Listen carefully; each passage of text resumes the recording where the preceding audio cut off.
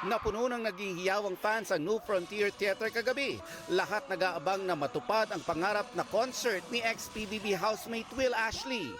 Sabi ko nga, ulit-ulit, dream lang talaga to. Dream lang po. Pero hindi ko in-expect. Hindi mo sinasabi sa iba?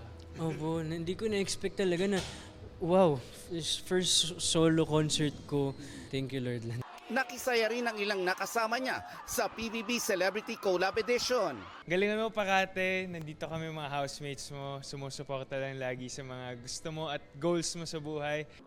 Dumating din para sumuporta sina GMA Senior Vice President Attorney Annette Coson Valdez at Sparkle First Vice President Joy Marcelo.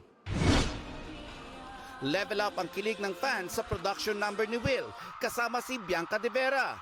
Humataw siya kasama si Coach Jay ng Stars on the Floor.